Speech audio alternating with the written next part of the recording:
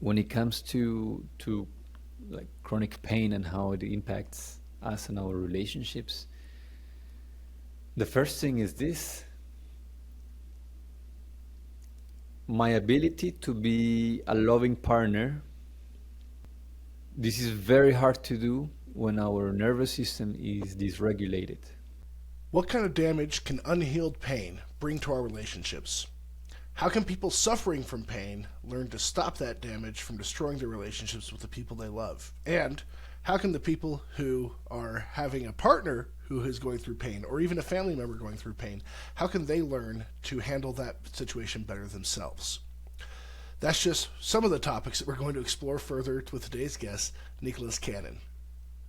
Now, Nico is a best-selling author and a relationship expert. His work threads together a decade of experience working with men and women around the world in helping them transform their relationships, leveraging ancient indigenous wisdom, Eastern mysticism, and modern coaching and therapy modalities. His book, right here, Grace, a practical, no bullshit journey from pain to purpose, is honestly one of my favorite books. And so it is with great pleasure and a great honor that I share with you this episode of Chronic Pain Rewired. Thank you for joining us for today's episode of Chronic Pain Rewired. And today we've got a really exciting guest for everyone to listen to and watch if you're on YouTube or any of the visual platforms for this type of thing. And our guest today is Nicolas Canon. Did I say that right? Yes, that's correct. And Nicolas is the author of this book here, Grace, and I'm not exaggerating when I say it's one of my favorite books. So I'm very honored to have you here today. Thank you for joining me. Thank you, John. So when I found out about you, I was really interested in ayahuasca, and I came across your YouTube channel. And maybe a month or so later, you released a book, and I bought the book, and I really loved it. And that's when I reached out to you, and we started some conversations back then. But I want to give people a chance to understand kind of your background and how you came to be where you are now. You're a relationship coach now, right? Mm-hmm. But you had a kind of not so straightforward path getting there, right? Yeah, that's for sure. So, Nicholas, could you expand upon what you, or how you came to be where you are? Maybe go into your background just up until you started doing the relationship coaching. Mm-hmm. Sure, yeah. So I'll put it in a very condensed way because it's a long story, but I grew up in Colombia, and I grew up to a family that was very loving and also very overprotective in many ways, which led to a lot of things. And one of them was just I grew up thinking that I was autistic. Like I had a hard time connecting just with people, having conversations, feeling social. In many ways, because I was sheltered and like not really allowed by my mother, especially, to make friends. And what that showed up as I reached my teenage years was this profound desire to connect better with an inability or maybe a social ineptitude. Like I was not very skilled socially. So fast forward a few years, I moved to Canada. I went to college here and to Toronto. And then I thought, I can be whoever I want to be here. Here, nobody knows me as the shy guy, as the nerdy kid, as the um, self-conscious one that is always in the corner at the parties. So I figured I get to be the man I want to be, and nobody knows, right? So I thought that the best way to be was to model the roles that I saw growing up in the TV, in the movies. Those were the roles of masculinity, which were the drunk guy, the asshole, the biker dude, the tough guy, or the frat boy.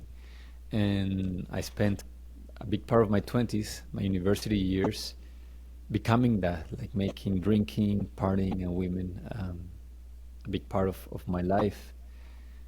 From then, I was invited to become part of the coaching team of a company that was doing dating and relationship coaching for men. And they it's a beautiful company, and they have a profound message. And they were focusing on learning, well, on teaching men to connect to women from a place of honesty, from a place of integrity, not manipulation, tricks, or anything like that, but genuinely out of love and out of, like, not hiding away our desire, like being very upfront and very clear with women, which resonated a lot with what I wanted my relationships to look like.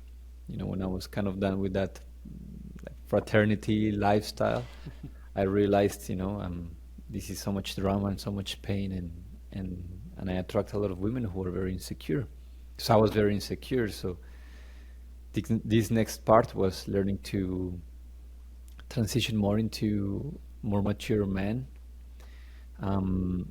So I spent, I would say, about 7 years, more or less, working with them, like as an assistant coach. I would travel the world working with men, South America, North America, Europe, Eastern Europe. And I thought that I understood women, I understood relationships. I thought that anything there is to learn about love and relationships and sexuality, I got it handled. And such is life, that when you think you have everything figured out, it shows you very clearly that you don't. And in my case, this came in the shape of a breakup. The woman that I was dating at the time and I, like, we split up, but in a way that was really ugly and really painful for the two of us. There was a lot of animosity, probably hatred from her side, and a lot of resentment from my side. And what I realized was that I don't understand relationships. And I also saw there was a part of me that was clinging to a lot of toxicity, a relationship that had turned abusive, and there was a part of me that couldn't live it. Even though mentally I knew this is not for me, like I just couldn't escape that relationship. So before it got better, it got worse. Around that time, I had to stop coaching because I felt that I was living a lie. Like, well, like, what have I been teaching men all these years? If my relationship ended up like this, maybe I can teach them how to connect with women, but how to sustain that in a healthy way long term, I clearly do not know what it takes. So I stopped coaching, and also this partner, like, she was very demeaning with her words, with her language, and I took it to heart. Like, I was convinced that I was a terrible human being because she said so, and I thought maybe she's right and there's something I cannot see. Long story short, I spiraled into a lot of alcohol abuse, drug addiction, had a couple of overdoses, and then realized, like, this is not who I am. There's something I've lost, like the child that was a little self-conscious, but he was, like, he lived in honesty, in truth. He was inclusive, present, happy. Sure, not very good with women, but genuinely just happy and very conscious. Suddenly, like, I'm waking up in the middle of a park at 4 p.m. in the afternoon. All my stuff is like, somebody probably robbed me, like my jewelry, my watch, what I was wearing, and I had an overdose on a substance, and I just blacked out and woke up there, middle of the day, not even at a party or something like that. I lost a good friend out of that incident, and that was kind of the tipping point. Like, all right, this cannot keep going like this. So I went back to Colombia because at least there was nobody I knew that was partying or that sold drugs or anything. Just my family, my grandma, my sisters, and a little bit of nature. And my journey of healing started there, I would say. Is that where you finally decided to turn to the ayahuasca? Mm-hmm. Yeah, so there I was first. Somebody invited me randomly, and I had heard things about it. I didn't do much research, but I knew that I was carrying a lot of pain, and I thought, you know what? I want to fall in love in the future. And I know that if I carry resentment towards what just happened, I won't be able to fall in love. So I went there, and the experience was very subtle the first time, but cleansing. I felt that I let go of some resentment, some grief, some anger. For anyone who doesn't know, could you explain real quick what Hmm. ayahuasca is? Yeah, so ayahuasca is a brew made out of two elements, like one leaf and the bark of a tree that grow in the Amazon jungle. It is a brew that has been used, like I think there's on on file up to 1,000 or 2,000 years of documented usage. It's probably going back way, way, way longer than that. Yeah, I And it's a agree. brew, yeah, and it's a brew that is it's psychoactive in nature, and it is used as the sacrament for a lot of indigenous communities of the Amazon region, especially. So there's a shaman, an elder, or like the wise man of the tribe that works with the plant and shares it with the community. So today it has become very popular, but traditionally it was a sacred space where, through drinking this tea, you enter an altered state of consciousness, which will be the catalyst for a lot of clarity, a lot of awareness, a lot of healing, a lot of purifying, cleansing your system physically, emotionally, mentally, and ultimately spiritually. It was used as a tool for spiritual growth and education. So it was a way for indigenous people to have direct access to higher dimensions of existence. So in Colombia, there's still a lot of tribes that have continued that tradition and carry it to this day. So I was invited by someone to one of these ceremonies, and that planted the seed of many things that, afterwards I went on a vision quest, which is 4 days fasting in nature, in solitude. I started going through a lot of different processes, but the main one was aided by this plant, and it was a journey that started to show me the core of my pain, and the core of my addiction to alcohol, to substances, the core of my addiction to women that were not healthy partners, also where my own toxicity was coming from. So for, I think it's been about 6 years now, 5, 6 years that I've been working with this plant rather consistently, and it transformed the way that I see the world, the way that I relate to my body, the way, like, I stopped drinking, stopped taking drugs, stopped being promiscuous with my health, got married, reconnected with my family, launched a couple of businesses. Like, my life was, it went from, I would probably ended up dead or in jail, or just, yeah, I think those were the two options, to something very different, where I feel a lot of meaning, aliveness, and more than that, I understand a lot of the darkness in the human experience, and what creates pain within us, pain that inevitably starts as emotional pain or mental pain, and inevitably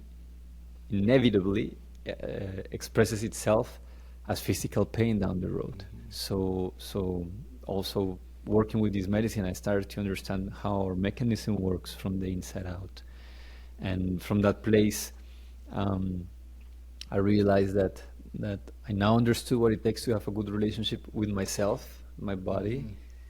and then with my wife. I realized that I learned to connect with women from a different place, and to have something that was stable and sacred.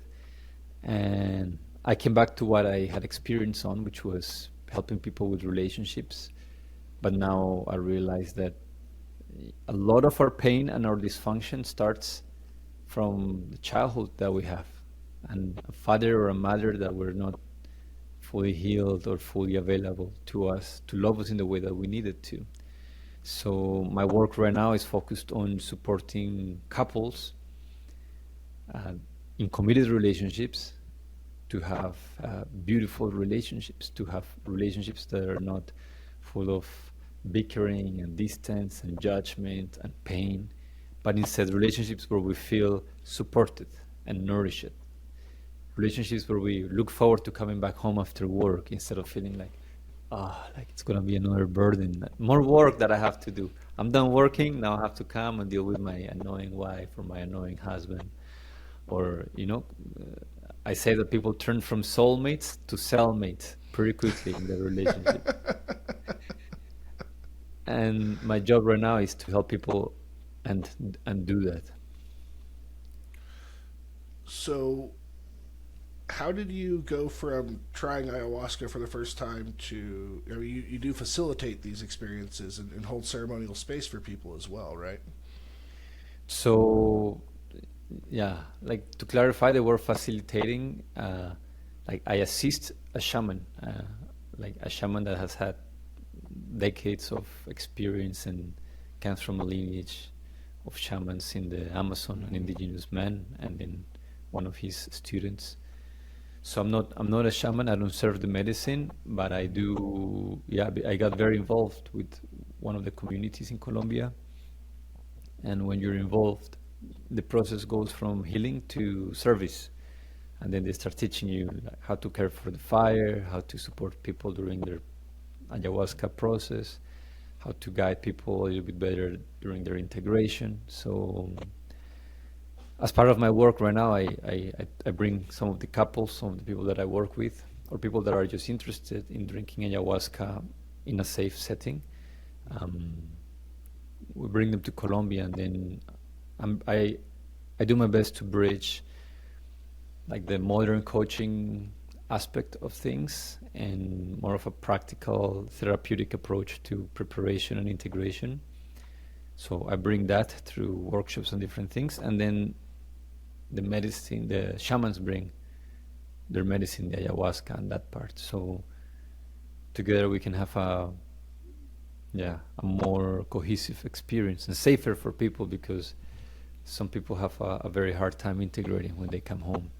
So I facilitate in the sense that, yeah, I support people through that experience, but I just want to make sure that I'm not, like, I do not serve the medicine. I am not a shaman. How much of your work would you say is, or how would you say that this work with the ayahuasca has directly affected your approach to relationship coaching? So, something that I want to share, because I understand some people are curious about this, and some people are like a no-go towards psychedelics, and it makes sense. It's not something to toy with. Mm, there's only one medicine, I believe, and it's the medicine of awareness. Ayahuasca is a tool that heightens awareness. So is pain. I believe pain is medicine. When we learn to listen to it, it's an incredible medicine because it cuts through the noise. Pain makes us listen to parts of ourselves that no amount of intuition or subtle whispers from our soul could ever do. I find, for example, that pain is our soul's or our body's last resort to get us to pay attention to something that we may have abandoned or forgotten. So yoga is medicine as well. For some people, cold exposure, relationships are medicine as well. So in this context, the medicine is not like ayahuasca is a tool, it's a vehicle that creates a heightened temporary sense of awareness in which you see things very clearly. The part of your identity of your mind that is very rigid in the way that it perceives the world, that kind of gets turned off, and then you have access to a greater intelligence that is within you, but you usually don't have access to it because of, well, many things, just patterns, karmic tendencies, many things. So in that regard, I will say that the heightened awareness that ayahuasca brought forth in my case, it allowed me to understand relationships from a different place. In a very practical way, it allowed me to understand really what happens when you have sex with somebody. The exchange of energy, the stuff that you carry from that person and they carry stuff from you. And that finds expression through yourself, whether you are aware of it or not. So just understanding how much goes into a sexual intercourse beyond pleasure and fun, then suddenly you start paying more attention, being more impeccable to who you mix your energies with. For example, this was one thing. Another one, it showed me the sacredness of family. And family is the place where we're supposed to land on this earth and be supported by our family to grow in a strong way.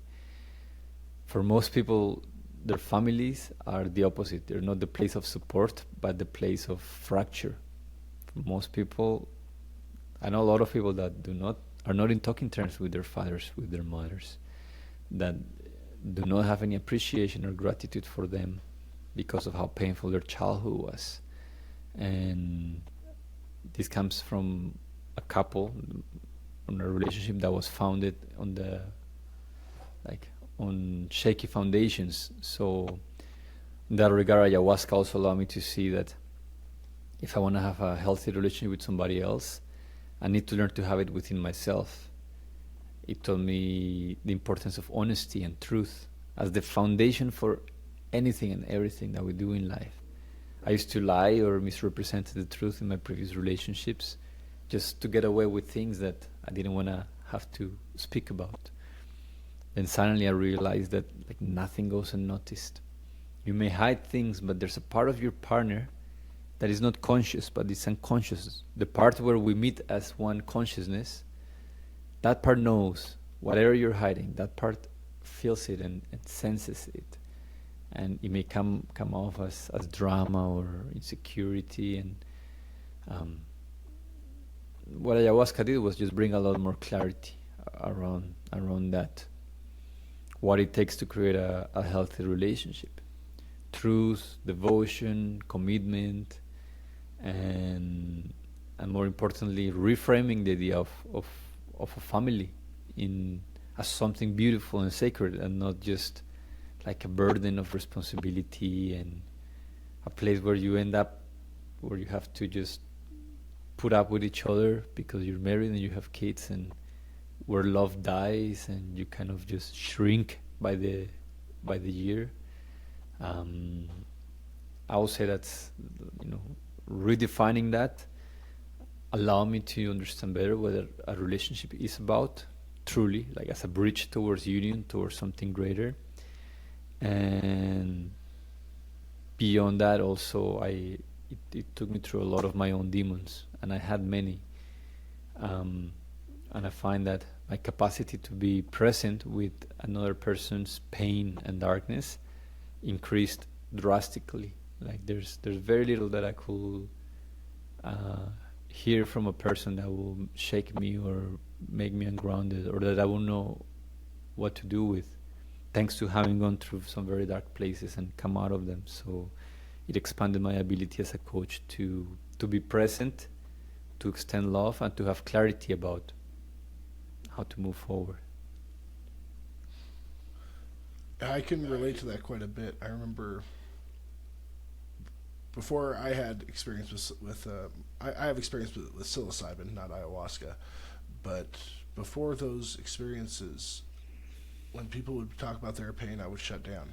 I wasn't able to be, especially when I was going through such terrible pain myself. It was hard to be there for someone else's pain, and that is such a huge thing that psychedelic medicine has done for me as well. Mm-hmm.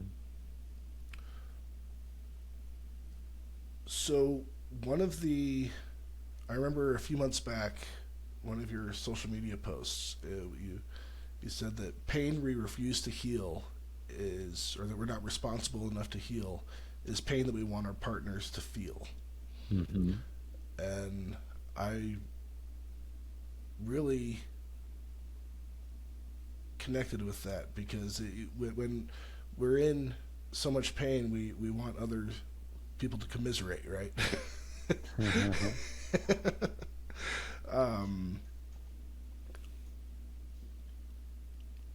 can you expand on how that can create friction in relationships? Hmm. Yeah, totally. So I think it starts with something that indigenous cultures understood and like Eastern mystics understood, but the Western culture still just catching up to, and is that we're not like we have an individual experience, but we're not isolated from our environment. Everything we're in touch with, we impact, and it impacts us. Um, Quantum physics have demonstrated this in very tangible ways. So science has caught up to the fact that a butterfly flapping its wings at the other side of the world could bring a hurricane in the polar opposite side because of how everything is interconnected.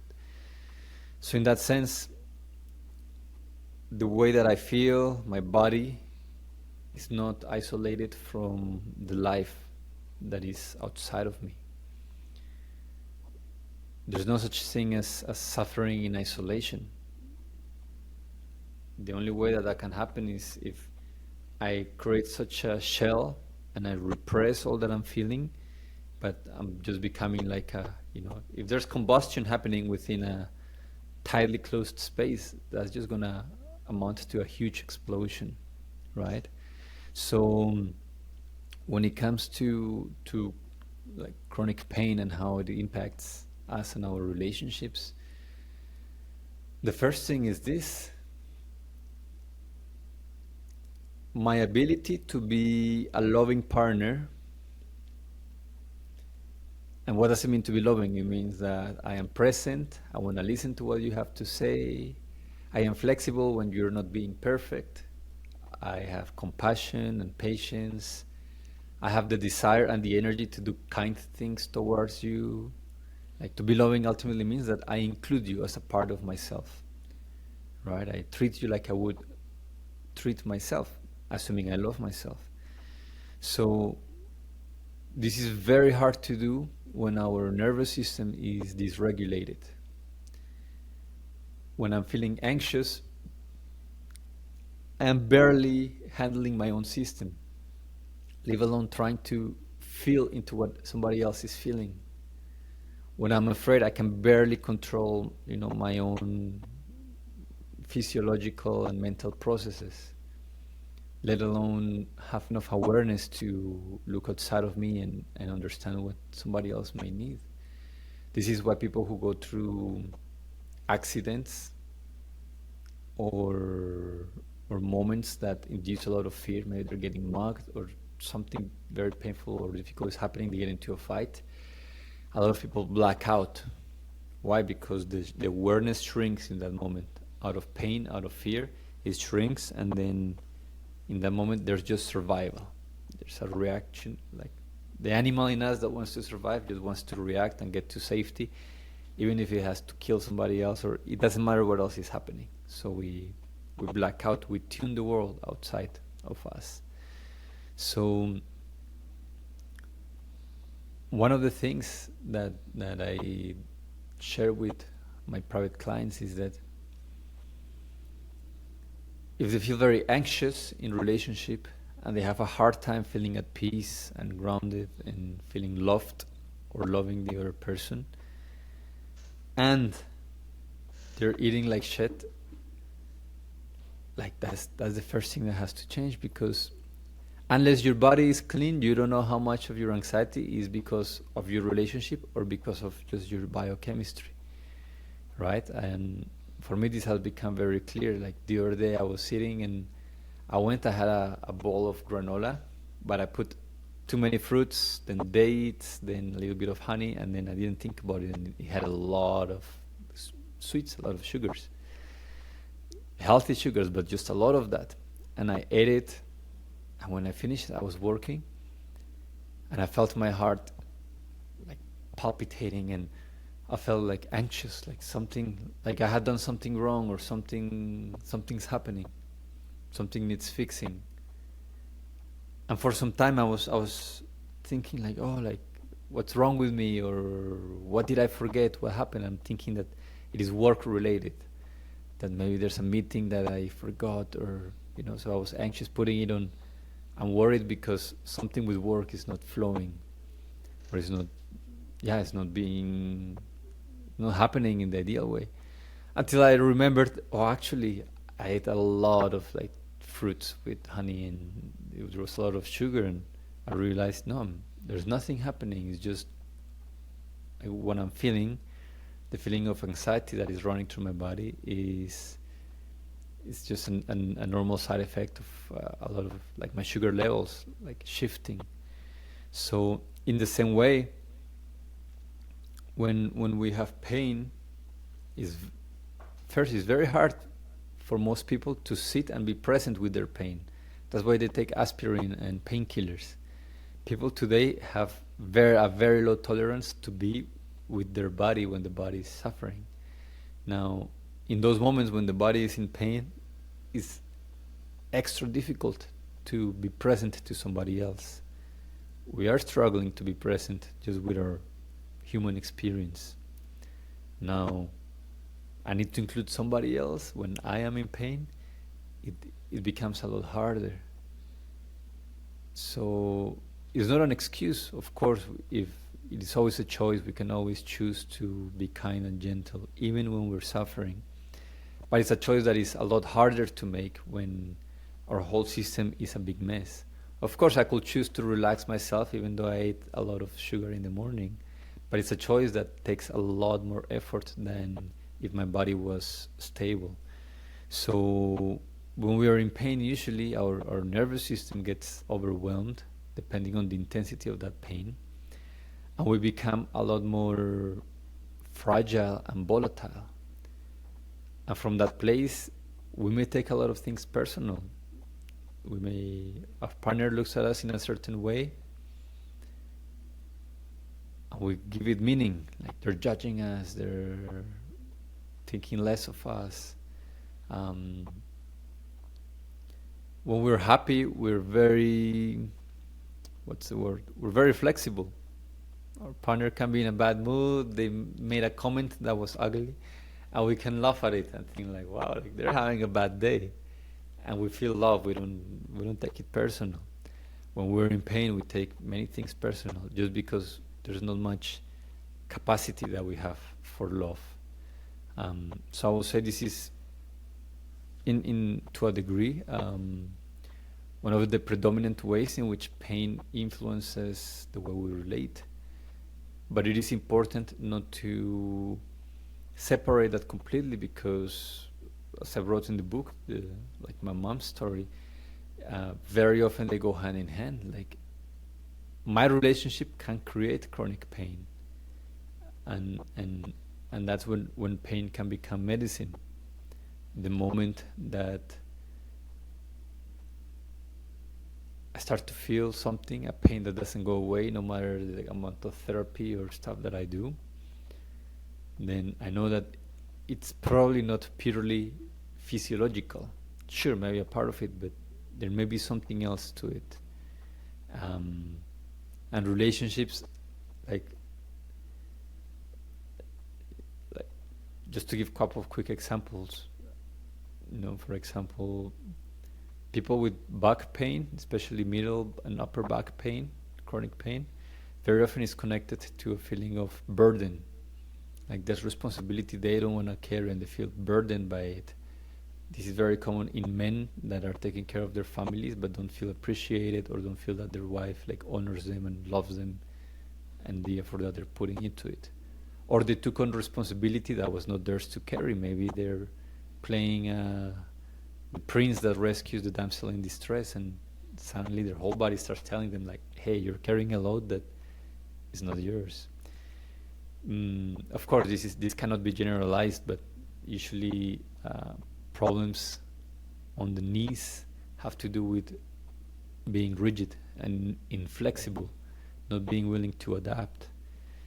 pain in on the left side of the body is often connected with feeling, with receiving, with the way that life flows through us towards us, and with the feminine, a woman or mother or emotions.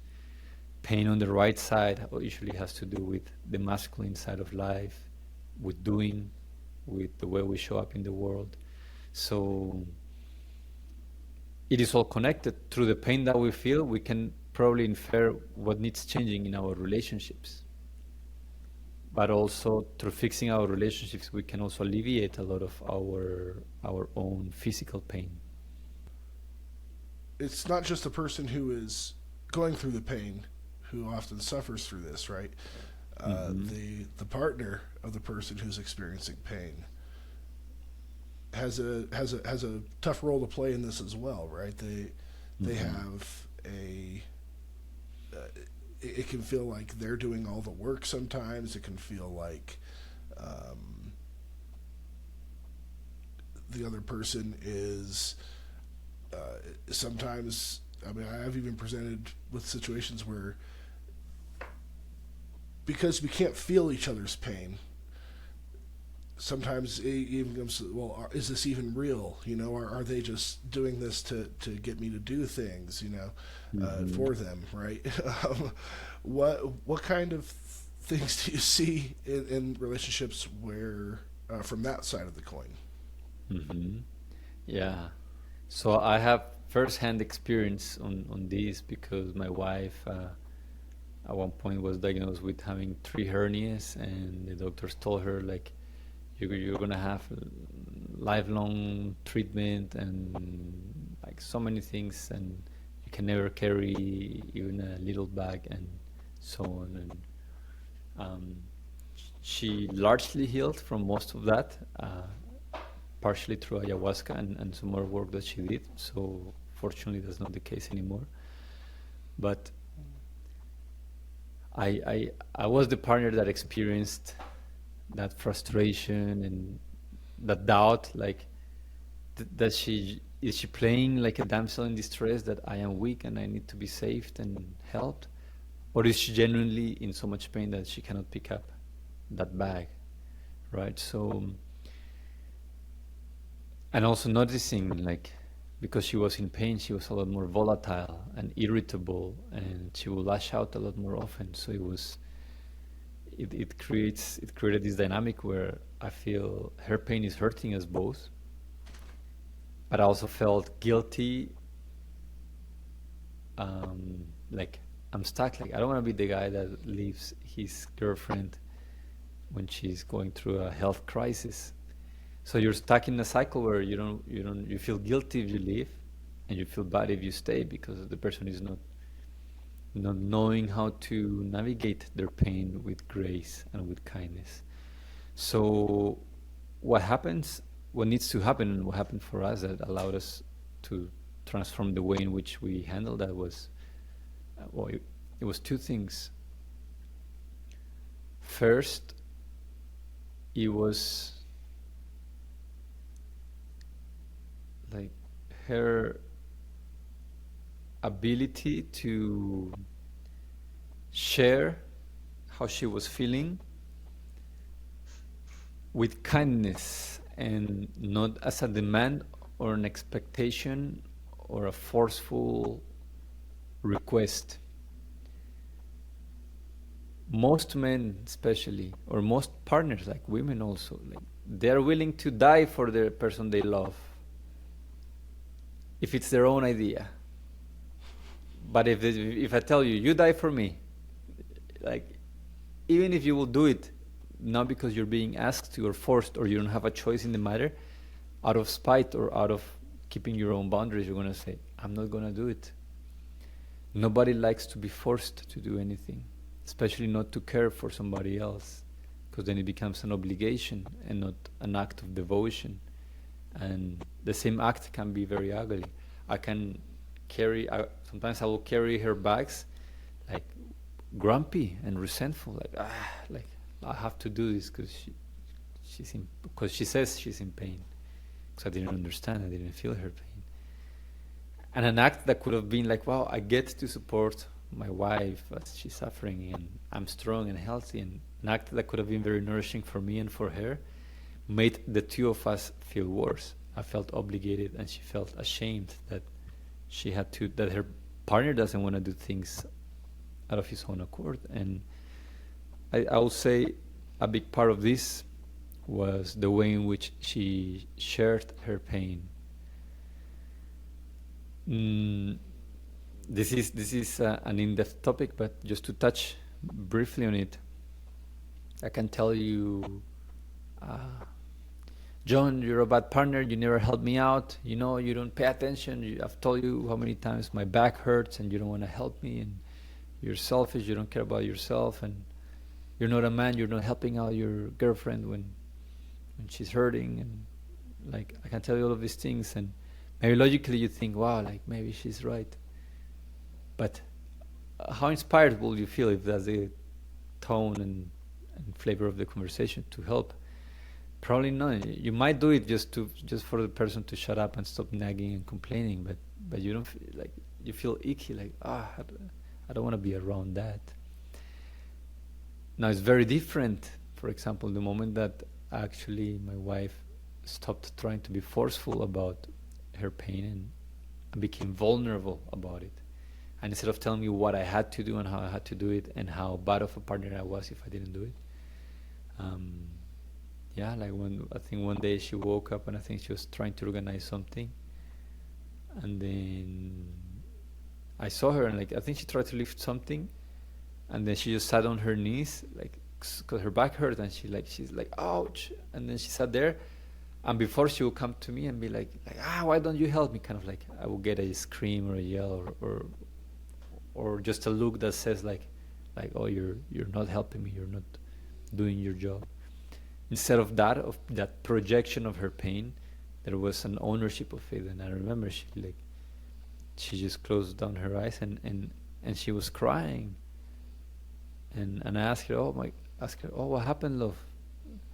And she was crying and she's like, yeah, I just feel so like powerless right now.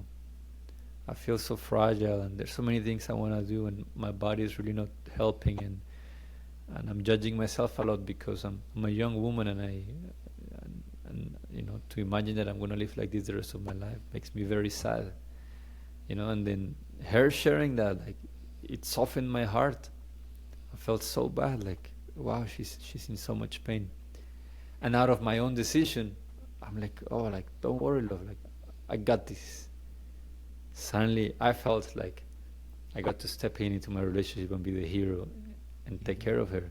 And she felt that, wow, like, my partner takes care of me, right? So it's very, very important that that pain is navigated with grace.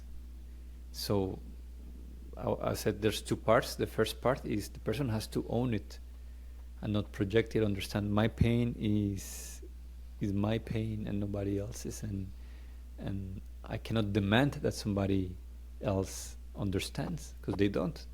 They may never understand fully what I'm going through, and it's not something I can force, but I can open my heart enough to try to give them a glimpse of it.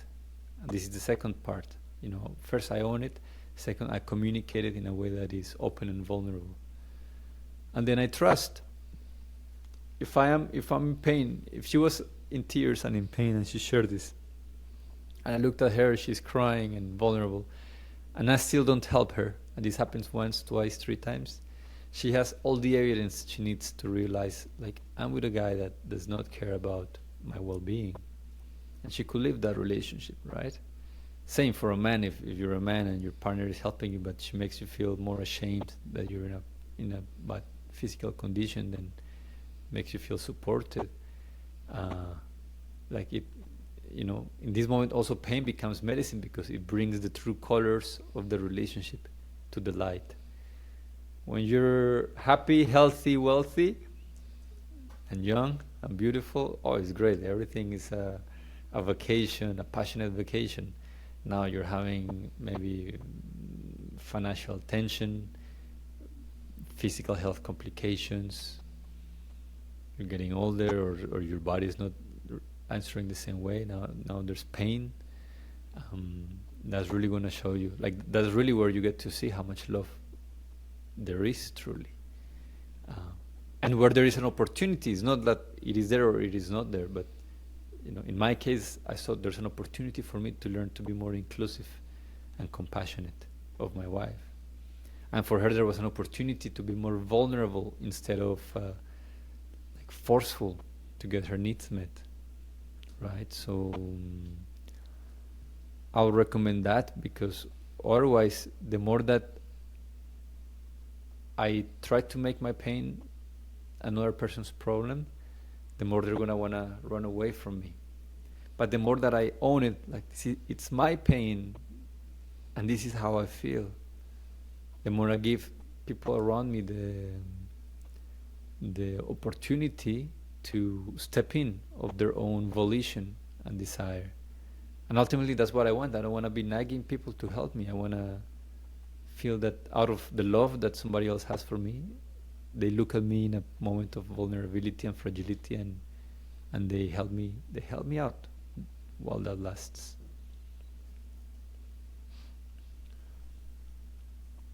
Thank you for sharing that. That's a very powerful story. um,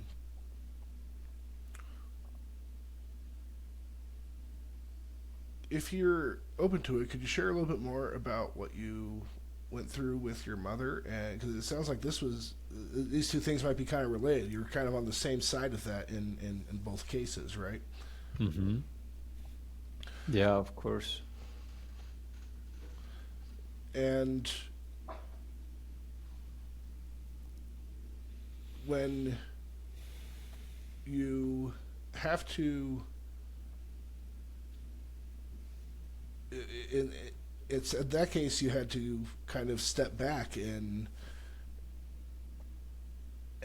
let the person get to that point, right? Mm-hmm. Can you expand a little bit more about what was going on with that situation? Yeah. So, I mean, I made a full video. Maybe you can include the link for those watching that want to have Yeah, like definitely. the full story with the G's and the Yeah, details. yeah. But to summarize it, um, my parents got divorced like over 10 years ago, more or less. And my mom's life deteriorated in many ways right after the divorce. Financially, emotionally, physically, she became she became a woman that would complain all the time, that would play like she was a victim. She developed fibromyalgia, and at times it was like she spent, well, I think most of her alimony in some magnet therapies that will allow her to just feel like she would go for 3 hours every day to the therapist just to feel normal, not to feel great, just to feel normal. The next day she had to go back again if she wanted just to feel a little bit okay. But her whole body and her muscles will contract and hurt in ways that sometimes will have her um, like in bed for weeks, like semi-paralyzed. And this collided with some unconscious financial decisions, so she went bankrupt. And you pair this with a lot of resentment and complaining and a victim mentality, and suddenly there was a cocktail where she started to alienate herself from the family, Hmm. thinking that it was everybody else who was like casting her out because she didn't have money anymore, because she had nothing to give us. She thought that her kids didn't love her because now she doesn't have any money because she's bankrupt. Then nobody cares about mom. These were only her stories, but they were very real for her. So, um, long story short, she later, like years later, she confessed in a conversation that she was suicidal and she was like ready to kill herself. Had goodbye letters. She was ready to just like end it because she could not see a way through, not through her pain, not through her heartbreak, not through feeling alienated, not through her financial mistakes. Um, and around that time, I stayed in touch with her, but it was hard because to chat with her on the phone was to hear like half an hour of her complaining about my dad, my sisters, her family life, and another half an hour preaching about Jesus. She was part of some Christian cult that took most of her alimony as well. Whatever she had left, the church took it. So she would preach about all these things that made sense in theory, but she was not living that. So it was quite a weird combination. Somebody who is in so much misery, and they're they're preaching about love and light and peace, and maybe that was her way of coping, you know. But long story short, she came to a point where she was desperate. She realized she wasn't gonna kill herself, but she was desperate. And when she came to me, I told her like, I have a suggestion that may help you, but it goes against a lot of the stuff that they teach you in church. In Colombia, the Christian and the Catholic churches, they see anything that has to do with indigenous wisdom as satanic witchcraft, making a deal with the devil. Everything that is ancient tradition is it's a no-go. It's like dark black magic. I would say So compared to the colonial efforts to wipe it out, it's probably gotten a little better, but still not still yes, not quite there. yeah, there were leftovers of that where they tried to eradicate all the indigenous traditions and culture. And Hmm. the eradication was that it was teaching people that this was shameful and forbidden and ugly and dark. So anyway, so I told my mom like, hey, I have something, but it may go against a lot of the stuff that you learn in church. She said, what is it? And I told her, oh, it's I told her about ayahuasca, and I told her like it has helped me, and like by now I had already had like I had changed quite significantly. So she was willing to listen at least, because my family noticed very quickly like, wow, he's not drinking, he's not partying, he's hanging out with us, he's loving, he lost like 30 pounds, he looks happy, like so many things. She paid attention to it, and then she said like, okay, and how does it work? I told her like, don't worry, I'll send you. And I knew at this point she was like, she did not have money even for food. Like it was her family that were giving her like rice and beans, and um, yeah, but she was very proud to ask for help, at least from my sisters and myself. And we were doing well financially. However, I told my sisters like part of my mom's healing process has to be to let go of her like rigid ego.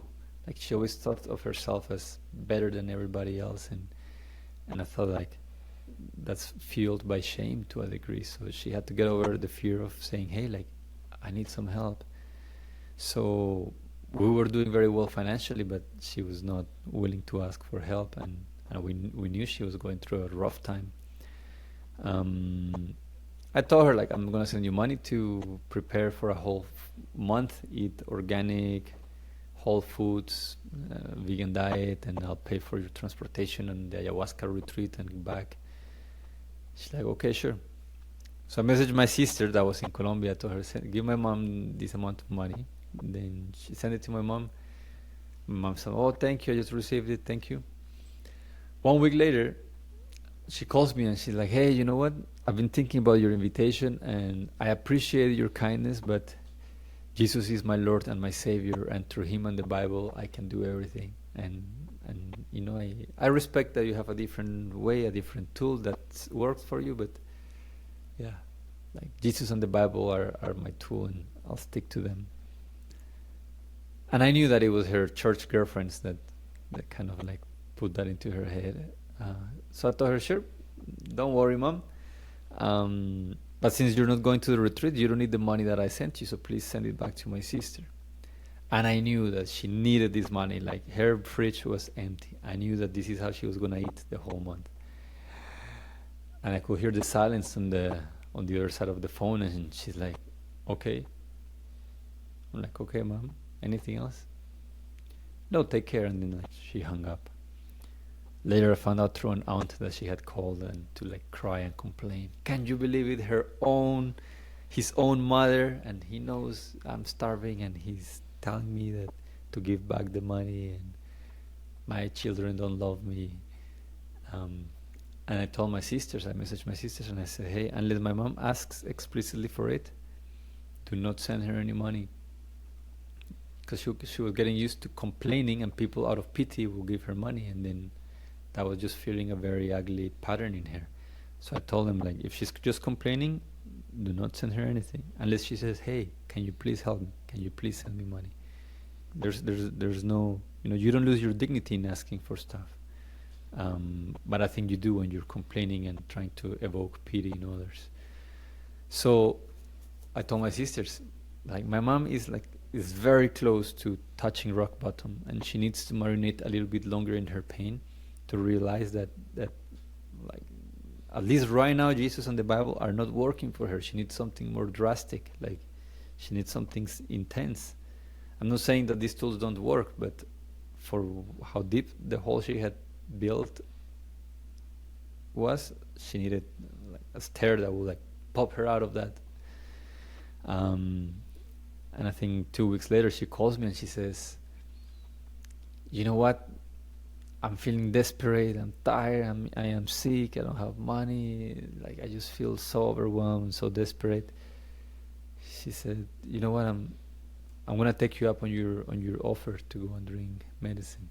She said, I don't care if I have to make a deal with the devil. Tell me where I sign. That's how she said it.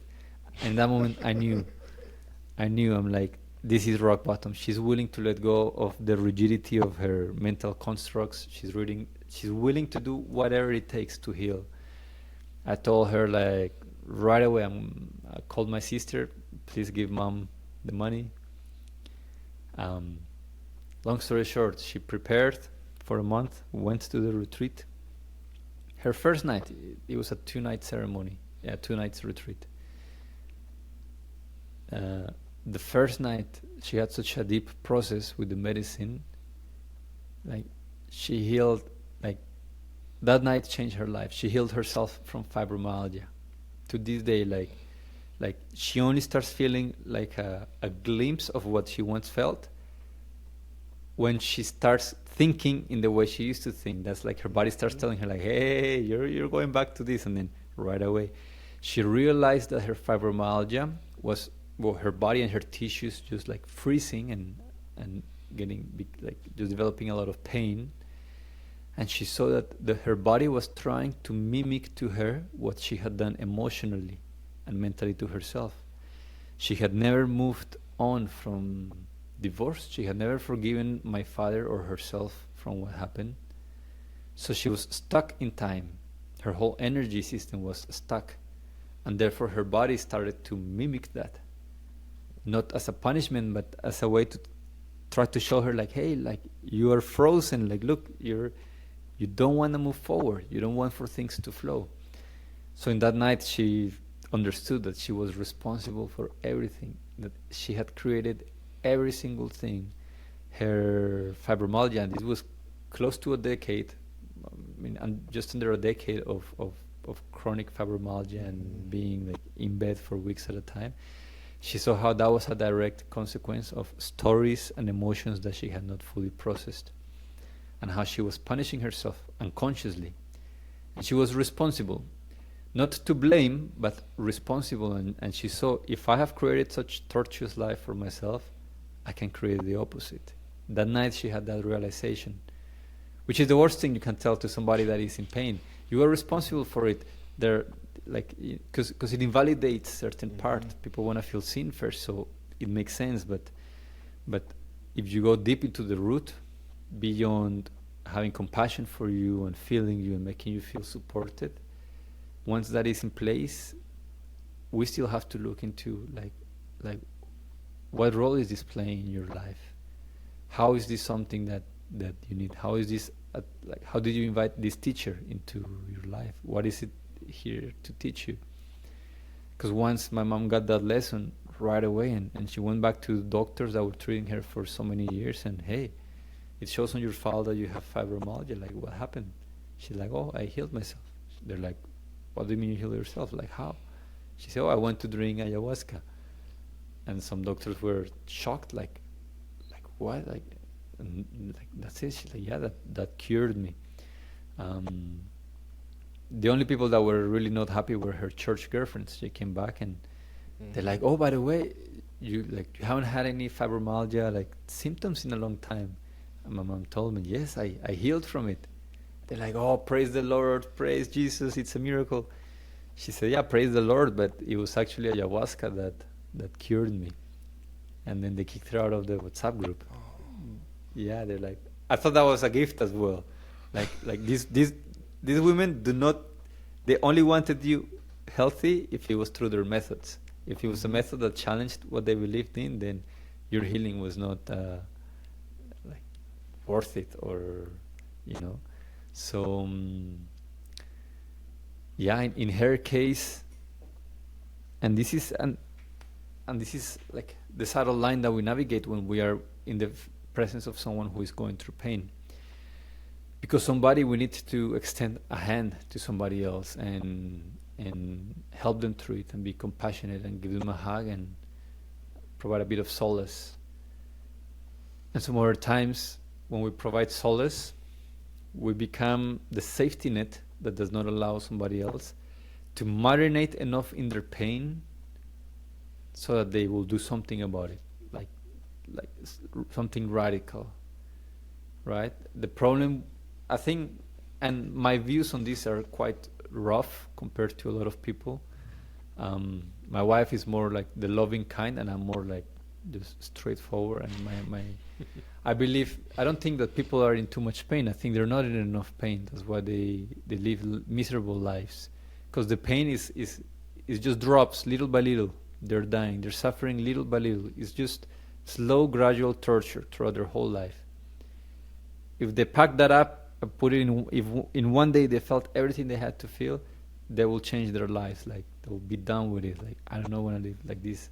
But because they experience it in small batches, then they allow their lives to degenerate into a lot of chaos. So that's why I say pain is medicine. Like, if like a dose large enough to wake somebody up, but not too much to like kill them, I think it has the potential.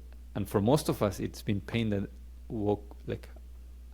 that was the point of awakening to a different way of living, right? Like for you, you went through breaking your back, and all that came out of that, and that's part of what allows you to serve from experience and from a different place that other people without that could not have done. So in a way, you catalyzed your own pain and are using it now to serve other people. In my case, also the toxicity and pain of some very painful relationships and everything that came with that was the wake up nudge that today allows me to serve couples to not have to go through that stuff. So yes, so that's the whole story. No, I agree so much with this idea of we gotta take the medicine, right? And the pain can be the medicine, and we can so easily numb the pain and temporarily with drugs, alcohol, painkillers, and even when it comes to emotional pain, we get like SSRIs and all these types of things.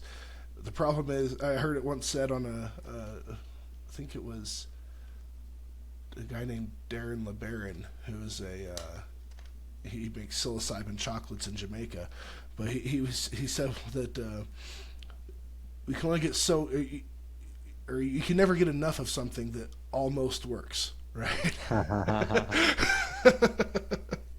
And so we have so many therapies these days that are able to make things, like that therapy your mom was going through, where it works while she's there, and then the next day it's back just as bad. And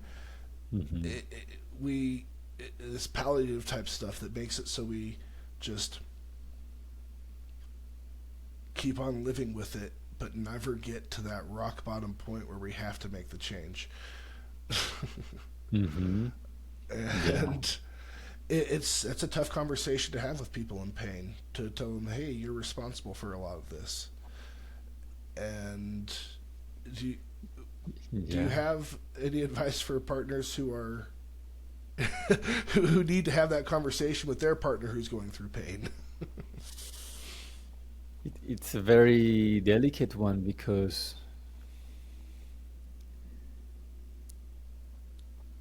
people like recently I wrote a post about parenthood and fathers and what it means for a masculine father to be a good father, a conscious father, and then people cheering like, yeah, yeah, men have to step up and show up better and lead better their families, okay? Especially women. They share it vastly and anyways. Then I make a similar post and I've done this many times over the years. And instead of saying men, I say women. And then I invite them to, hey, like, by like narcissistic traits, in my understanding, is something that is developed from a fracture with, it's a mother wound. A man that is narcissistic, there was a breaking point with his mother. He's trying to get that sorted out through, like, he did not get enough love, so he's trying to force it out of everything and everyone he meets. That's another topic, but I wrote about this, like the role that mothers play in the development of young men that become narcissistic down the road, or that, yeah, like when their kids become addicted. Anyways, it was the polar opposite of the father post, and then I got a lot of backlash, like, you mothers have to deal with enough now. You're mother shaming us, and like like it was an attack Mm-hmm. to mothers. So it goes back to this: when somebody is in pain, you you're treading on very like delicate waters. You're walking around on eggshells, quite literally. So if a woman is a mother and she feels already overwhelmed, maybe she's a single mother, she feels overwhelmed. I failed in my relationship. My child is growing up without a father. I'm busy at work. I don't have time for my kid at home, or like, she's navigating just the complications of being a mother. And then she reads a post that is speaking maybe in a direct way, like, hey, like, women, you are responsible for the addiction patterns of your kids. Like, she can take it like there's one more thing that I now have to deal with on top of all the bulk of pain and burden that already life has given me. Now I'm also responsible for this. So it is received from that place because the nervous systems are not, there's no capacity to sit there and think, oh, this is an invitation, right? Oh, this is interesting. Maybe I can be a better mother. No, when you're suffering and anxious and overwhelmed, you don't think, that's not the way that you think.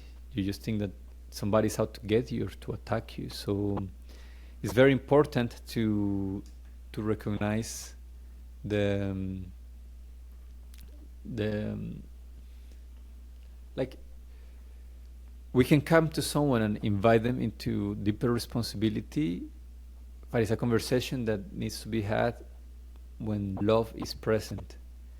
So I wrote about this in my book, but compassion has to go first. We have to listen and love before we lead. So practically speaking, it's like,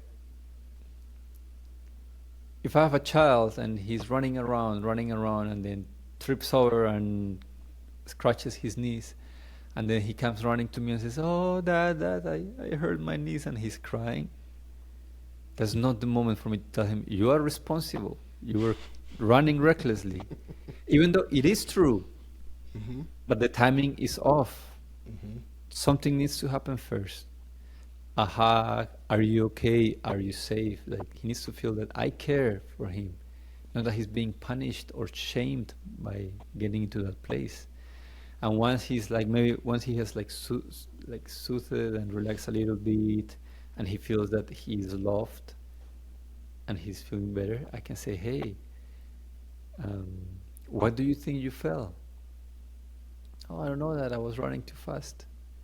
Oh, were you paying attention? No. Oh, do you think that maybe that was part of why you tripped and fell so hard? Yes, that. Oh, what do you think you could do differently next time? Oh, maybe I can be more careful, or I can run outside. Okay, yeah, that makes sense, love. That sounds like a great idea. Kiss and goodbye, go out to play. Very different, right? If we go straight for the, it's your responsibility, you created this pain, you scratch your own knees, kid, um, it's gonna create more pain. Like, because in that moment, like if someone is in the peak of it, what they need is compassion and love and understanding. They don't need somebody to fix them or to give them clever ideas of what they think it might be about. Like, if they could solve their pain with clever ideas, they would have solved it on their own. Hmm. They need to be listened to before any clever idea may work, before they're even open to considering anything, right? They need to be heard and be like, wow, wow. Like, only once they feel truly heard, then you can start exploring it with them. But again, it has to be very delicate. It's like you're treating, in your work, I assume sometimes you treat people that have like severe injuries or Hmm. severe pain. You don't just pull their arm and like right off the bat, like i- it'll be torture. Even if you know that in one pull or in one, like, I don't know how you coach people, but even if you could do it faster but with more pain, you're probably like gentle and you ease them into what needs to happen. Hmm. Why? Because there's a there's a gradual, elegant, graceful way of navigating pain. Exactly. So with my mom, it came like, I think over time she felt that I'm on her side, that I love her, that I'm not going anywhere, that I'm there for her. So I could kind of be a little more ruthless and be like, all right, like, kind of, hey, step into your pain a little bit more. Um, with my wife, I tried to do that, zero compassion, and trying to tell her like, hey, have you thought about what this means? Have you looked up knee pain and back pain and what it may represent? And have you tried healing it? And maybe you're just pretending to be weak. And I had a lot of clever ideas that only made her feel even more distanced from myself. And only when I hugged her and kissed her and said, like, you know what, love, I'm here with you and I'm not going anywhere. And I will support you. And this is difficult for the two of us. Only from that point, suddenly she was willing to explore. Like, she's like, yeah, I wonder what this may be about. You know, like, Yeah. In your book, you talk about the feminine side of healing and the masculine side of healing, and I hmm gotta tell you, I thank you so much for writing that, because that I really took that to heart when I was always a very solution driven person, you know, like, and that was that idea of getting in touch, because we all have feminine and masculine energy inside of us, right? And getting in hmm touch with that other side of listen, be present, and have compassion, and then find the right opportunity to present possible solutions. That was a it was something that I had kind of maybe come around to a little bit more so with as a result of my experiences with psilocybin, but it needed to be pointed out. It needed to be like spelled out right on the page for me to really understand it. I was a little dense, I suppose. um, so, I mean, I feel like we've covered a lot of really enlightening ground for people. I hope to have a better idea of how they can how you can approach these subjects with people. How you can understand, try to understand what other people are going through. Try to provide solutions, and hmm um, how can people get in touch with you if they're interested? How can they find you online, Nicholas? So right now, I am very active on Instagram and Facebook. So my Facebook, they can find me through Nicolas Canon, um, or Nicolas Canon Garay, Garay. Then on Instagram at Nico Canon, and then I don't know how you call it, like the line at the bottom. The underscore there. So yeah, for people who are interested in ayahuasca, then there is the YouTube channel Ayahuasca Colombia, and then yeah, if you go through my social media, there's a bunch of links, access to the newsletter. I have a free Facebook group where we talk about relationships in depth. But I would say social media right now is where they can get the most like bite-sized content and actionable and practical. Yeah, I really love your Facebook channel, especially. It's um, I love how you talked earlier how you juxtaposition these kind of opposing ideas sometimes. I've noticed that. I've definitely noticed that. And I really appreciate it because it helps people find, if they're open to it, it helps people find some nuance within these subjects. Like I remember last week or the week before you made a really nice video about, I think that was maybe on Instagram, but a video about boundaries and how to set appropriate boundaries with people within your relationships. And then a day or two ago, you made another post about how, well, this person's, it was talk about Seth Rogen's text with his girlfriend. And it's like, well, he set boundaries, but this was maybe not the best way to go about it, right? And I really appreciate that type of content because, like I said, it helps me find the nuance in what's really going on. So I hope people do go check out your channels and hear what you have to say because there's a lot of great stuff on there. Thank you, John. Yes, and for those that are curious or interested, I wrote a book earlier this year called Grace, a no bullshit journey from That's it pain right to there. purpose. So that summarizes the core of what I've learned through hundreds of ayahuasca ceremonies and my journey also in the coaching world and working with people. I think that's useful for people that maybe are in pain right now and feeling confused because everybody tells you to go about it in different ways. That book serves as a practical map where you can maybe find some steps based on where you're at, and there's some included resources that come with that are also Yeah, useful. there's online resources. I've used them all. They're really great. And also, yeah, I've had people tell me that I should write a book about my experiences, but what I tell them is that there's nothing I learned from 18 years of chronic pain that isn't already in this book right here. So if I want to write a book, I'll have to find something else to write about.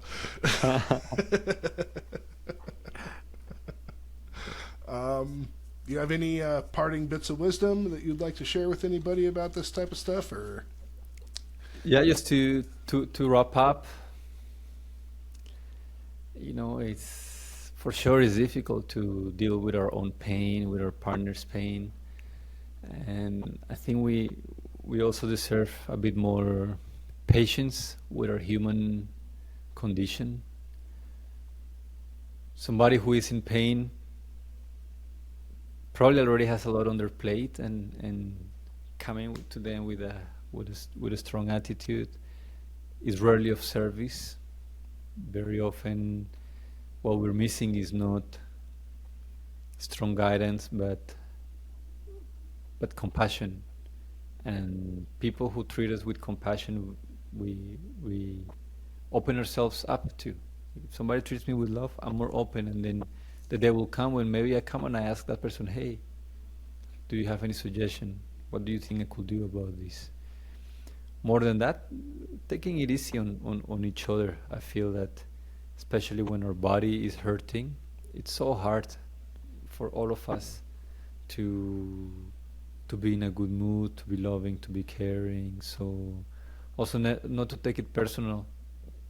I used to take personal when my wife was grumpy, when like right after that diagnosis, till I realized like she's in pain. It's not about me, and I'm making it mean like she disrespects me. She doesn't care about me. She treats me poorly. It's like no, she's talking the same way to the dog, to my grandma. To just it's just she's doesn't know how yet how to cope with it. So my parting words are that are, if in doubt, like listen, open your heart, and try to see like how would you love to be treated if you were in their place.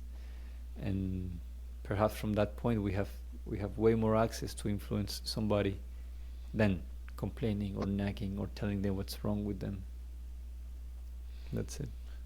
Have some grace, right? Yes, yeah, yeah, yeah, yeah. It can be a uh, beautiful gift. it, sometimes we just have to decide to be the quote unquote bigger person first, right? So someone has to step up and be Mhm. vulnerable and open up. Yeah, and we don't have to, but we get to be the one. Yes, get to. There we go. That Yeah, was we. that was what you talked about. Get to. Yeah, And so many. it can be a healing experience for the person not in pain to do that sometimes. It is for sure, like to learn to have compassion when somebody else is hurting, to include them, to not take it personal. Like for me, it was a huge place of learning. It also showed me where I still am very selfish and don't think about others. It showed me where, okay, yeah, she's my wife, but there's things where we're still separate. That's not the point. The point of marriage is union, and you still want her to, like, you still want to treat her like a separate person. Like, why? No, you got married because this is a vehicle towards union.